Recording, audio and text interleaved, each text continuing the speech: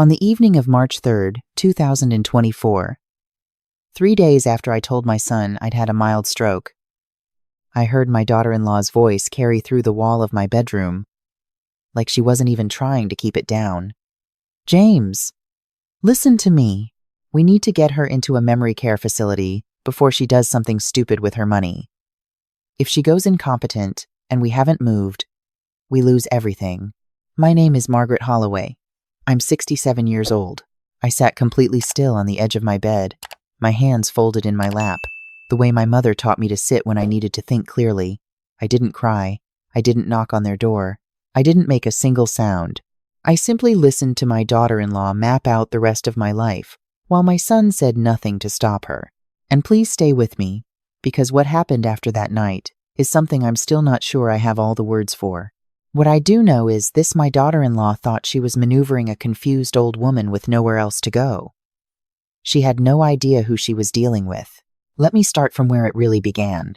The manila envelope from Emory University Hospital sat on the passenger seat of my car as I drove north on Peachtree Road through the late afternoon Atlanta traffic. Inside were the results of my follow-up evaluation, after the thanks in advance a transient ischemic attack.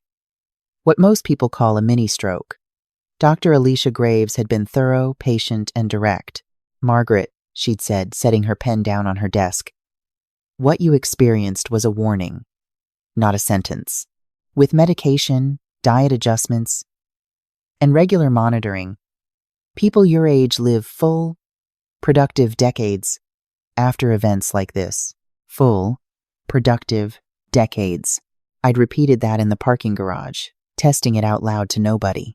I was a retired physician myself. 31 years of internal medicine in private practice. I'd sold Holloway Internal Medicine to a large hospital group in 2019. A transaction that had taken 14 months to negotiate and had ultimately closed for $6.4 million. I'd invested carefully since then: commercial real estate, municipal bonds, a few well-chosen funds my financial advisor had recommended. As of January 2024, my total assets sat at approximately $9.2 million. My son James didn't know that. My daughter-in-law Rachel didn't know that. The only people who knew were my attorney, Sandra Cole, and my banker, Mr. Patterson at First Meridian Private. As far as James and Rachel understood, I'd sold my practice for enough to retire modestly. They believed I moved in with them 18 months ago because the upkeep on my Decatur home had become too much, and my savings were limited. They believed the $2,800 I handed them each month in cash was a genuine stretch my contribution to the household because I couldn't afford my own place.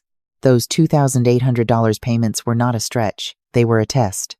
I pulled into the driveway of the house on Windham Court in Brookhaven, the house I'd given James and Rachel $55,000 to help purchase 4 years ago. A beautiful craftsman with a wraparound porch and mature oak trees in the front yard. My contribution had made their down payment possible. I'd watched them frame that fact out of their memory the way you watch someone quietly remove a painting from a wall and pretend it was never there. Inside, my granddaughter Lily, 9 years old, was doing homework at the kitchen island. My grandson Noah, 6, was on the living room floor building something complicated with Legos. He looked up the moment I came through the door and launched himself at me with the full force of a small, joyful person. "Grandma Maggie." "Easy, baby." I caught him, pressing my cheek against the top of his head. He smelled like outside and grape juice. "What are you building?" "A rocket hospital," he said. "Seriously. For sick astronauts. That is exactly what the world needs." Lily slid off her stool and hugged me more carefully, the way children do when they've been told to be gentle with someone. She was perceptive like that already. Reading rooms at 9. She had her father's eyes and her grandfather's precision. My late husband, Charles, would have adored her completely. James emerged from his home office, still in the dress shirt from work. He was 41, tall like his father, with the particular exhaustion of someone who spent his days in commercial real estate finance and his evenings performing the role of a man in control. "Hey, Mom, how was the appointment?" "Good," I said. "Dr. Graves is pleased with the blood work. Let's talk after dinner." Rachel appeared from upstairs wearing workout clothes, her hair pulled back, her expression, doing that thing it had been doing for several months, a kind of careful pleasantness that sits just in front of something else. She was 38, a marketing director at a tech firm downtown, efficient and polished in the way that certain women are when they've decided that warmth costs too much energy. Margaret. She smiled. Dinner's almost ready. I made that salmon you like. She hadn't made the salmon I liked since Christmas. We sat at the table together. The children chattered about school. James talked about a deal he was working on. Rachel asked questions with the attentiveness of someone who is mostly listening for their own name.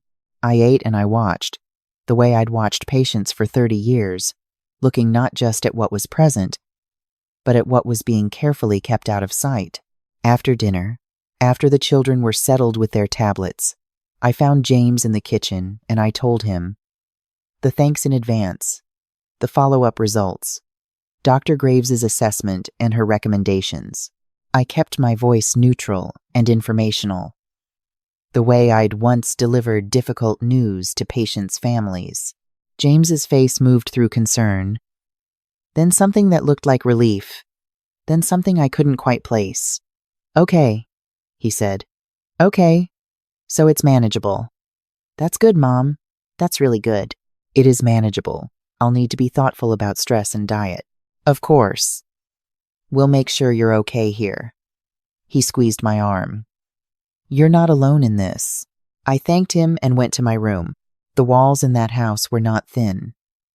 But Rachel's voice, when she was certain the children were asleep, and she felt fully private, had a particular carrying quality. I had been in that room long enough to know which conversations traveled. That night I heard them. James, this changes everything. Rachel's voice was controlled, deliberate.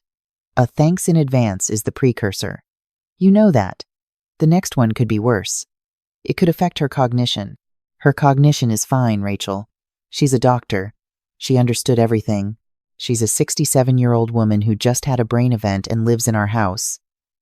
Do you know what the liability looks like if something happens to her here? What if she falls? What if she has another one and Lily finds her? A pause. There are very good facilities, Rachel continued. Softer now, more careful. Memory care, assisted living. She'd be around people her own age. She'd be monitored properly. She doesn't need memory care. She doesn't have dementia, Rachel. Not yet. The two words landed flat and deliberate. James. I've been doing research. If she has another event and it does affect her capacity, and she hasn't already assigned durable power of attorney, the process to establish guardianship becomes very complicated. Very. And whatever she has from the practice sale, even if it's modest, we need to make sure the right protections are in place for her. A longer silence. I pressed my back against the headboard. I already called Sandra Cole's office, Rachel said. I felt my breath stop. Her attorney? James sounded uncertain. Why? To ask about the estate documents. About whether there's a current power of attorney on file. Her assistant wouldn't tell me anything, obviously. But James, your mother has been living here for 18 months. We've helped her. We've adjusted our lives. And we don't even know what her situation actually looks like. What if there's nothing? What if something happens to her, and there's nothing in order? I'm not doing this for us. I'm doing this for her. The performance in Rachel's voice was masterful. I had to acknowledge that. So what are you saying? James asked. I'm saying we need to get ahead of this. Talk to her. Gently suggest the facility option. And maybe suggest that given everything the stroke, the uncertainty, it would make sense to formalize some of the legal arrangements, while she's still fully capable of making those decisions. Another silence. Then James's voice quieter. I'll talk to her. Soon, James. This kind of thing you don't wait. I sat in the dark for a very long time. 18 months of this house. 18 months of making myself smaller. Keeping my things contained to one room. Staying out of the kitchen when Rachel was cooking. Accepting $2,800 as something difficult for me to give.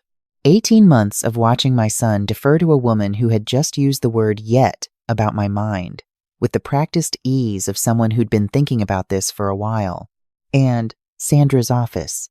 Rachel had already called Sandra's office. I opened my phone. Sandra Cole had been my attorney for 16 years, since the early days of building the practice. She was a 61-year-old woman who had grown up in Southwest Atlanta, attended Spelman, and earned her law degree from Georgetown. She answered texts at any hour when they came from clients she'd known for 16 years. Sandra, I need to meet first thing tomorrow. Urgent. Someone contacted your office asking about my estate documents. I'll explain in person. Margaret. The response came 11 minutes later. 7:30 a.m. I'll have coffee. S. I showered and dressed before sunrise. Navy slacks, a white blouse. My good pearl studs, the ones Charles gave me for our 25th anniversary. I wanted to look like myself, the full version. At 7 in the morning, James found me in the kitchen with my coat already on and my bag over my shoulder. Mom, where are you going so early? Appointment, I said simply. Is everything okay? Everything is fine. I looked at my son, at the good man I had raised, and the uncertain man he had become inside this marriage. James, I want you to know that I love you. I've loved you since before you took your first breath. That doesn't change. He looked confused. Mom, I love you too. What? Have a good day, sweetheart. I kissed his cheek and walked out. Sandra's office was in a brownstone building in Midtown. All glass and dark wood. The particular elegance of a woman who had worked hard enough to build exactly the space she wanted. Patricia, her assistant, handed me coffee before I'd fully sat down. Sandra herself appeared a moment later, reading glasses on, legal pad in hand, and took one look at my face. Tell me everything. I did. Every word I remembered. From behind that wall, Rachel's research, the call to Sandra's office, the plan to move me to a facility. The framing of it so careful, so concerned, designed to make James feel like cooperation was protection. Sandra listened without interrupting. She had a stillness about her in these moments that I'd always appreciated. When I finished, she set down her pen. She called as a prospective client inquiry. Didn't identify herself by name at first. Patricia flagged it because she mentioned your name, and the associate who took the call noted the line of questioning was unusual. Sandra paused. Rachel doesn't know I know it was her. Good. Margaret. What do you want to do? I looked at the window. Atlanta was coming awake outside, morning traffic. The distant sound of a train, an ordinary Tuesday proceeding without drama. I want to buy a house. I said. Cash. I want to update my will. And I want to move out by the end of the week. Sandra's expression didn't flicker. This was one of the things I loved about her. Current will has James as sole primary beneficiary. Full estate. I know. Approximately $9.2 million. I know that too. You want to change it. I want to change it so that it reflects what I now understand about my son's household. I set my coffee down. The children get trusts. $2 million each. Accessible at 25. James and Rachel get $100,000 combined, contingent on demonstrated change over a minimum of 3 years. The remainder, roughly $5 million after charitable giving, goes to the Morehouse School of Medicine Scholarship Fund, the Women's Shelter on Joseph E. Boone, and the Atlanta Community Food Bank. Sandra wrote without comment. Then she looked up. And the house they're living in? The promissory note we executed when I gave them the down payment. $55,000 principal, plus the renovation loan I extended 2 years ago, $45,000, $100,000 total. With interest at 4.5% compounded over 22 months, the current balance is approximately $107,000. Sandra smiled the way attorneys smile when they've been waiting for exactly this. I have that note on file. You told them it was for tax purposes. I said a number of things. They chose to hear what was convenient. What's the timeline? Call the bank today.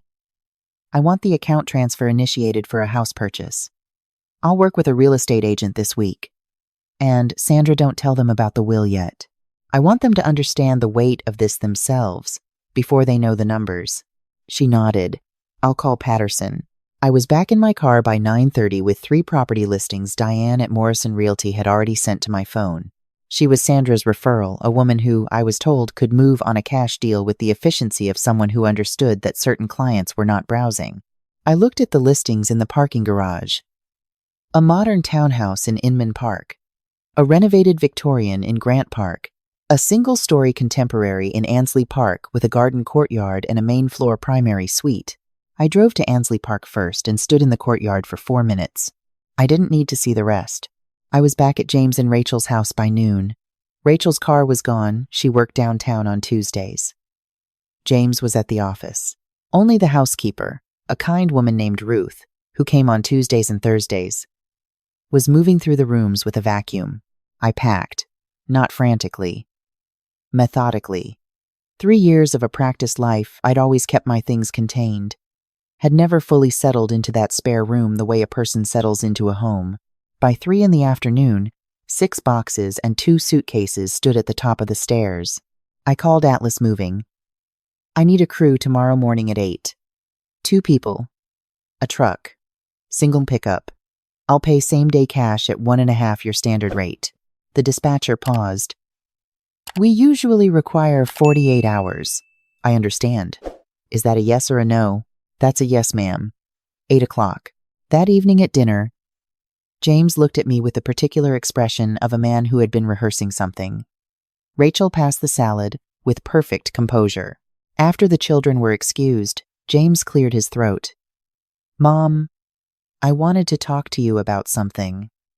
About your situation going forward. Now that we know about the thanks in advance, Rachel and I have been thinking, I've already made other arrangements, I said. He blinked.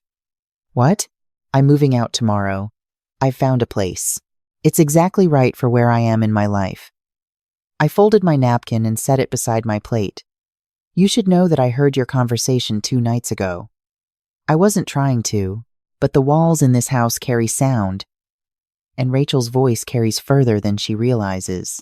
The color left Rachel's face in a way that was almost interesting to watch. Mom, James started. Before she goes incompetent, I said, keeping my voice even. That's the phrase that stayed with me. Not if. Before. Rachel opened her mouth. I raised one hand, gently. I'm not here to argue. I'm not angry in the way you might expect. I'm sad, Rachel. Because I believe you have spent every day in this house calculating, and I don't think you know how exhausting that must be. I looked at my son, and I'm sad for you, James, because somewhere along the way you stopped being the person who would have walked out of that room. He looked at the table. The moving crew arrives at 8 tomorrow. I would appreciate it if you were both at work. The truck arrived at 8:02. 2 men, efficient and professional, had my boxes down the stairs and loaded in under an hour. Inside, a note in my handwriting. Thank you for 18 months of shelter. I found my own home. Please don't worry about the sick old woman. She has everything she needs. This month's contribution is enclosed. It will be the last. Margaret. The property on Springdale Road in Inman Park closed 11 days later. A single-story home built in 2018. 3 bedrooms. Vaulted ceilings in the main living area. A screened back porch that faced a private garden. The sellers had already relocated to Portland and accepted my cash offer at full asking price, $615,000, without a single counteroffer. I stood in my living room on closing day with the keys in my hand and called Charles's name quietly, the way I sometimes did in empty rooms. We'd built everything together, the 2 of us, over 32 years. He'd been gone for 4 years now, and I still hadn't fully learned how to take up the right amount of space in a room without him. I'm okay, I told the empty house. I'm going to be okay. For the first 2 weeks, my phone was nearly silent. James sent 3 texts. Rachel sent none. I answered none of them. I established my routine's medication at 7, with breakfast. A walk through the neighborhood each morning. Weekly appointments with Dr. Graves. I rejoined my book club at the Auburn Avenue Library. I had coffee with my college friend Dorothy, who'd known me since before James was born, and who held my hands across the table and said, "Tell me everything," in a voice that meant she actually wanted to hear it. I told her the shape of it, not the numbers. "How much?" Dorothy asked anyway, because she'd known me for 40 years and knew better than to let me sidestep. "Enough," I said. "Margaret Holloway." She sat back. How much? 9.2. Dorothy put her coffee down. And she called your attorney's office. She did. Dorothy was quiet for a moment. Then, what's Sandra going to do? Sandra, I said, is going to make a phone call. Sandra made the call on a Tuesday morning, 3 weeks after I'd moved out. She called James at his office. Not Rachel. For the same reason I'd instructed. I wanted him to have to be the one to carry it home. The meeting was that afternoon. James walked into Sandra's office at 2 o'clock, looking like a man who expected to sign something routine. Sandra had arranged the documents on her desk beforehand. She told me later that she kept her voice professional and unhurried throughout, which was one of the things she did best. She slid the First Meridian private account statement across the desk first. James looked at the number for a long moment without speaking. This is your mother's investment portfolio, Sandra said. Current balance approximately $9.2 million. He stopped. She also purchased a home last week. Sandra passed him the closing documents. $615,000. Paid in full. Cash. James looked at the pages with the expression of a person trying to find the error, the typo, the version of this that makes sense with everything they thought they understood. The $3,100 a month she gave you, Sandra said. She could have written a check for your entire mortgage and not noticed it. Those contributions were her choice, not her necessity. He put the documents down. His voice, when it came, was barely above a conversation. She was testing us. Mrs. Holloway hasn't asked me to characterize her intentions. She was testing us. He said it again, not as a question this time. I should also inform you, Sandra said, that Mrs. Holloway is in the process of updating her estate documents. She asked me to let you know that the revision has been filed as of this week, and that she will be in touch when she's ready to discuss it further. James didn't ask what the revision said. Sandra told me later that he simply sat for a moment, then stood up, shook her hand, and walked out very carefully, like a man trying not to let his legs betray him. He called me 11 times before he reached his car. I watched the screen light up and let it ring. The certified letter arrived at Windham Court 8 days later. Rachel signed for it. Sandra had told me Rachel's hands were shaking when she called 20 minutes after delivery. The promissory note. The acceleration clause. $107,212. Due within 90 days. Secured by a lien on the property at Windham Court. Rachel called me 4 times in the hour after. Then James called 7 more times. I let each one go to voicemail and listened to them that evening, with a glass of water and Charles's photograph on the table beside me. James's voice moved through shock and desperation and landed somewhere that sounded like a man genuinely trying to understand what he had done. Rachel's voice moved through shock and calculation and landed on something that sounded like a woman who had realized, for the first time, that she had badly misread the board. I deleted each message and went to bed.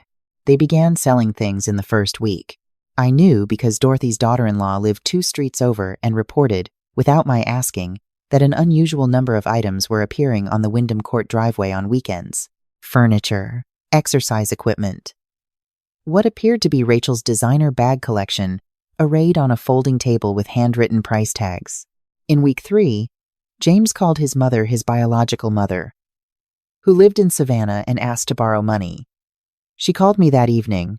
Margaret, I love that boy, she said, but I told him he needs to talk to you. I gave him what I could. It wasn't much. He needs to fix this with you directly. Thank you, Evelyn. What did she do, Margaret? She tried to get ahead of something that didn't belong to her. Evelyn was quiet. Then, I always felt there was something calculating about that girl. I never said it because James loved her. He still does, I said. That's what makes it complicated. By week 6, they had gathered approximately $62,000 through sales, Evelyn's loan, and withdrawals from their savings. They still needed $45,000 more and had 42 days. James stopped by my house on a Sunday evening without calling first. I saw his car in the driveway from the back porch and took my time walking to the front door. He looked smaller on my porch than I had ever seen him look. Not physically, he was still tall, still his father's build, but something in the way he stood. Mom. His voice broke on the word. Just that one word. I opened the screen door and stepped back to let him in. We sat in the living room. He looked around at my things, the furniture Charles and I had bought for our first house, the art we'd collected over 30 years, the grandfather clock that had stood in our Decatur hallway since before James was born, all the things he'd never seen here because he'd never known they were in storage, waiting. I didn't know, he said, about any of this. I knew you were comfortable. I didn't know this. You didn't ask. He nodded. That landed where it was meant to. James, I need you to understand something. The money isn't the point. The money never was. I set my hands on my knees. The point is that I had a thanks in advance, a frightening medical event, and the response in your house from your wife, and from you by your silence, was not, how do we take care of Mom? It was, how do we get ahead of this? Before it costs us something. He looked at the floor. I listened to Rachel describe me as a liability. I listened to her use the word yet about my mind. And I waited. I genuinely waited for you to say something. Anything. I know. His voice was rough. Mom, I know. I don't have an excuse for that. I've been telling myself for weeks that I was going to push back, that I was going to stand up, and I never did. I just kept going along because it was easier than the fight. That's honest. It's shameful. Yes, I said. It is. We sat in silence for a moment. Rachel wants to come and apologize, he said. She knows she can't call. She asked me to ask if you'd be willing to see her. Not yet. That's a conversation for when I decide the time is right. Not when she decides she needs it to feel better. I looked at my son. James, I want to ask you something directly. Did you know she called Sandra's office? He looked up. What? Sandra's office. Rachel called posing as a prospective client to inquire about my estate documents, about power of attorney. The expression on his face told me everything I needed to know. He hadn't known. James, she did what? Before you go home tonight, you and Rachel need to have a different conversation than the one you've been having. I stood. She wasn't protecting me. She was protecting a position she thought she held. I need you to understand the difference. He left an hour later. I heard his car sit in the driveway for several minutes before it finally pulled away. The call that changed the last phase came from an unexpected direction on a Thursday evening, 6 weeks after the letter. My phone showed Lily's name. She had her own tablet now, and my number was saved in it. Grandma Maggie? Her voice was very careful, the way she was when she was trying to be older than she was. Hi, sweet girl. Is everything okay? Noah keeps asking where you are. He told his teacher his grandma moved to a castle, and his teacher said that was very creative. I smiled despite myself. I miss him too. Mom and Dad are really sad, Lily said. Is it because of money? Jake at school said his parents lost their house and they had to move, and I don't want to move. I closed my eyes. Lily, listen to me. You are not going to lose your house. You and Noah are safe. I promise you that. Are you mad at Mom? A pause. The honest answer for a 9-year-old. I'm hurt. There's a difference. When someone you love hurts your feelings very badly, it takes time to work through that. Your parents and I are working on it. Did Mom do something wrong? Adults sometimes make choices that they wish they could take back. Your mom and dad are trying to be better. That's a real thing. When people try to be better, it matters. Can I see you? Can we do pancakes? Saturday at 10. I'll pick you both up. Chocolate chip for Noah. Strawberry for you. The sound she made, pure, unguarded joy, was the first thing in 2 months that made me cry. I called Sandra that night. I'm ready for the family meeting. Sandra organized it with her characteristic efficiency. My cousin Dorothy's house. A Sunday afternoon. 15 people who mattered, extended family. 2 women from my old practice who'd known me for decades. 3 members of my church. Pastor Williams himself. The people whose regard meant something in the community my son and daughter-in-law moved through. James and Rachel arrived last. Rachel looked like a woman who had not slept properly in 2 months. She had lost the careful pleasantness. What was left was something rawer, and I thought, more real. She held James's hand and didn't let go of it. James spoke first. He was steadier than I expected. My mother gave us everything, he said. Her money, her time, her presence in our home. She did it quietly, without demanding recognition. And she watched to see whether we were the kind of people who deserved what she gave. We weren't. He looked directly at me. I let my wife make plans that reduced my mother to a problem to be managed. And I said nothing, because I was a coward. That's the truth of it. No version of it that sounds better than that is honest. Rachel spoke next. And this was the moment I watched most carefully, because a performance can sustain for many months before the center stops holding.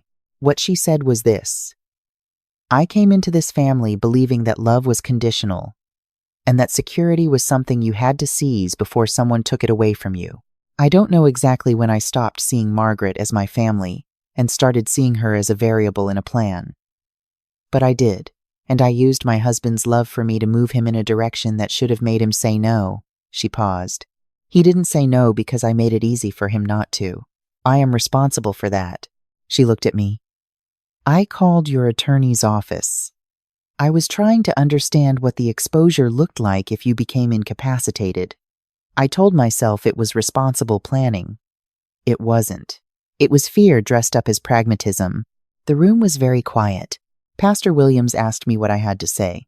I stood slowly. I accept what you've offered here today as a beginning, I said. Not a conclusion, a beginning. What I need from both of you going forward is not performance. It's not Instagram. It's not the version of yourselves you show in rooms like this. I looked at my son and his wife. At this couple I had watched struggle and drift and fail in ways I had hoped they wouldn't. It's who you are on an ordinary Tuesday when nobody is watching and nothing is at stake except doing right by the people in your lives. I reached into my bag and withdrew a document Sandra had prepared. The terms were straightforward. Outstanding debt of $107,212 reduced to $60,000, reflecting what they'd already gathered. The remaining balance forgiven, structured as a $700 monthly payment over 7 years, interest-free, no further financial requests, under any circumstances. Mandatory couples therapy for a minimum of 6 months, with documentation provided to Sandra quarterly. Community service, 40 hours each, at the Sunrise Senior Living Facility on Ponce de Leon, to be completed within 90 days. No communication with my attorney's office except through me. Estate documents on file remained as revised, subject to my review annually based on demonstrated change. James read through it. Rachel read through it. Then Rachel looked up and said, "The inheritance. It says 100,000. It does. From 9 million. From 9.2? Yes." I held her gaze. That is the cost of trying to manage someone out of their own life. It's more than you'd get if I left everything to the scholarship fund, I added, which I considered. Rachel didn't argue. She picked up the pen. They both signed. Dorothy and Pastor Williams witnessed it. Sandra notarized it the following morning. 8 months later, the Saturday pancake ritual was the fixed point of my week. Lily always ordered strawberry. Noah always ordered chocolate chip, and always got syrup on his left sleeve and always seemed genuinely surprised by this. "Grandma Maggie," Noah said one morning, his chin resting on his hand in a very adult pose, "are you going to live in your castle forever? It's a house, baby." And yes, I plan to be there a long time. Things adding watching. In a no. Good. He returned to his pancakes with the finality of someone who had resolved an important matter. Through Sandra, I tracked the progress. James and Rachel were in therapy every week, with a counselor who Sandra described as someone who did not accept comfortable silences.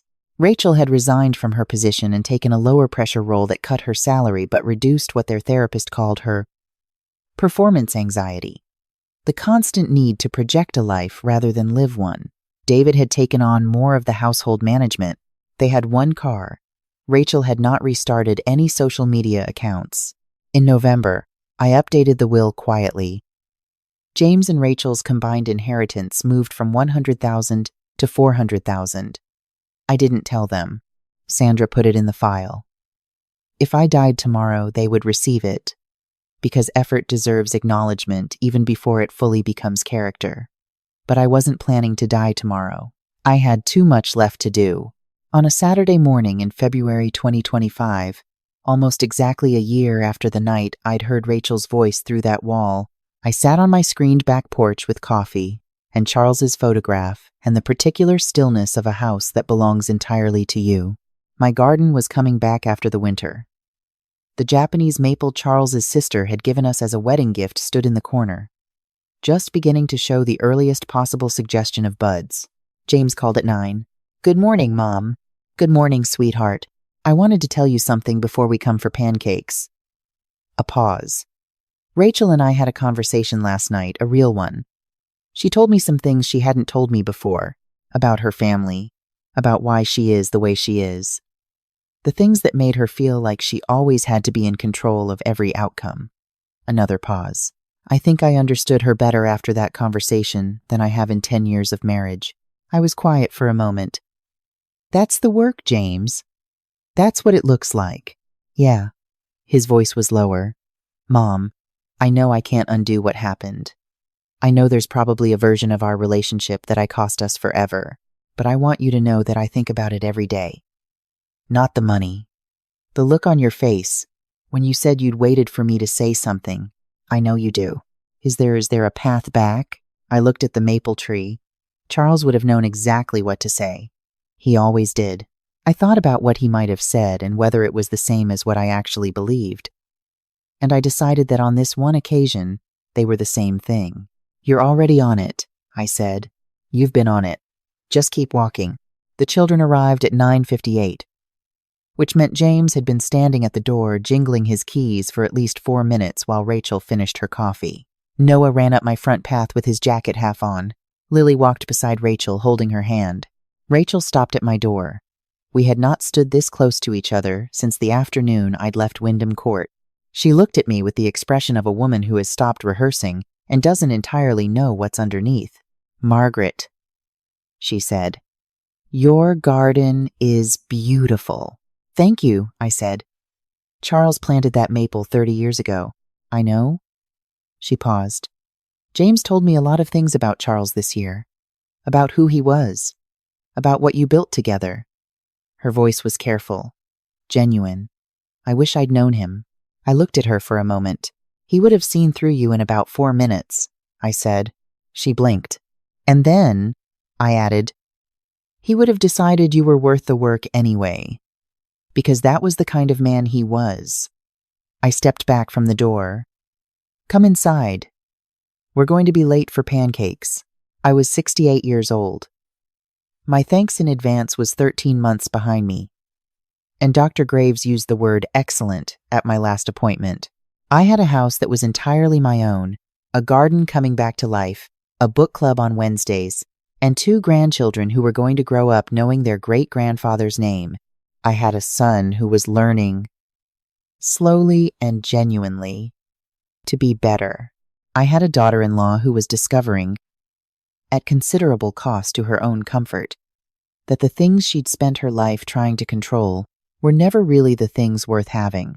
And I had learned something that I wrote down that night in the journal I'd been keeping since March 3rd, 2024. The greatest thing I was ever tested on was not my patience, or my resilience, or my capacity to walk away from people who caused me harm.